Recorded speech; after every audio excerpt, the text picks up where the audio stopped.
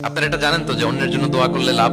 ধরেন যে আপনার এক ভাই দারিদ্রের কষাঘাতে জর্জরিত, টাকা পয়সা না, আপনি দোয়া করলেন যে আল্লাহ আমার ভাইটা আর্থিক সমস্যায় আছে, তার আর্থিক সমস্যা দূর করে দাও। ফেরেশতারা দোয়া করে, আল্লাহ যিনি দোয়া করলো তার যদি আর্থিক সমস্যা থাকে তুমি আগে তার আর্থিক সমস্যা দূর করে দাও। সুবহানাল্লাহ, সুবহানাল্লাহ। তো এক লোক এই হাদিসের ফজিলত শুনে ইফতারের পূর্ব মুহূর্তে, যেহেতু দোয়া কবুল হয়, তার ওয়াইফ ইফতারি তৈরি করতেছে, এই হাদিসের ফজিলত শুনে এক লোক তার বন্ধুর জন্য দোয়া করতেছে যে আল্লাহ আমার বন্ধুটার তো এখনো বিয়ে হয় নাই, তুমি সুন্দরী রূপবতী একটা স্ত্রীর ব্যবস্থা করে দাও আল্লাহ আমার বন্ধুর। এই দোয়া শুনে তার স্ত্রী তো রেগে মেগে আগুন, সেই ইফতারি রেখে দিয়ে এসে বলে, এই এত বড় সাহস, কি দোয়া করো এসব উল্টা পাল্টা। স্বামী বলে, কি দোয়া উল্টা পাল্টা, কি দোয়া করলাম, আমি তোমার বন্ধুর জন্য দোয়া করছি যে আল্লাহ তারা তুমি রূপবতী সুন্দরী স্ত্রীর ব্যবস্থা করে দাও। তো ওয়াইফ বলে, এই তুমি কি মনে করছো আমি হাদিসটা জানি না যে অন্যের জন্য ভালো কোনো দোয়া করলে আগে এটা নিজের জন্য কবুল হয়? সুবহানাল্লাহ। দেখেন ইসলামের বিধান কত সুন্দর। আপনি অন্যের কল্যাণ কামনা করলে এই কল্যাণ ফিরে আপনার দিকে আসে আগে।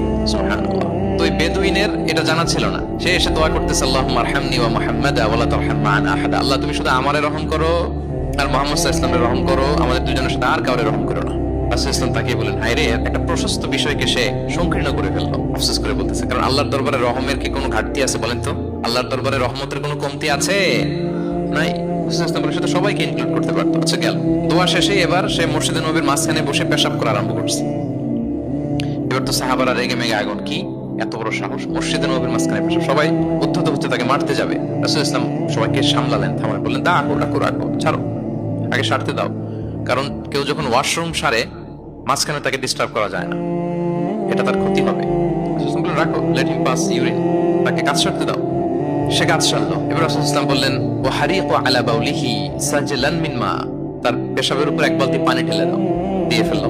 এবার রাসূল ইসলাম বললেন, ইন্নামা বুইসতুম মুয়াসসিরিন ওয়া লাম তুবআসু মুআসসিরিন।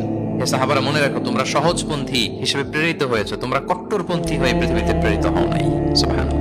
তাহলে যে কোনো জিনিসের সলিউশন আপনার সহজভাবে করতে হবে, এটা জটিল বানানো যাবে না। আমরা অনেক সময় জটিল থেকে জটিল করি। তখন এই বেদুইনকে রাসূল ইসলাম ডেকে বললেন, আচ্ছা তুমি যে কাজটা করলে, মসজিদে নববীর মাঝখানে পেশাব করলে, এটা কি ঠিক হলো? তুমি কি জানো এটা আল্লাহর ঘর, এটা আমাদের মদিনার কমিউনিটির ইবাদতগাহ, এখানে আমরা আল্লাহর ইবাদত করি, আল্লাহর জিকির করি, আল্লাহর কিতাব তেলাওয়াত করি, এটা কি তোমার ঠিক হলো? এইভাবে যখন আদর দিয়ে পরম মমতায় তাকে বুঝিয়ে বলা হলো, সে লজ্জিত হয়ে মাথা নিচু করে ফেললো। সুবহানাল্লাহ। রাসূল সাল্লাল্লাহু আলাইহি ওয়াসাল্লামের কাছে ক্ষমা চাই। আপনি কোমলতা, ভালোবাসা দিয়ে যা জয় করতে পারবেন, কঠোরতা দিয়ে সেটা পারা যায় না। খেয়াল রাখবেন, ভালোবাসা দিয়ে যেভাবে আপনি মানুষের হৃদয় জয় করতে পারবেন, কঠোরতা দিয়ে পারবেন না। এজন্য ইসলাম ফ্লেক্সিবিলিটিতে বিশ্বাস করে। ফ্লেক্সিবিলিটি, লা ইউকাল্লিফুল্লাহু নাফসান ইল্লা উসআহা। আল্লাহ সাধ্যের বাইরে কাউকে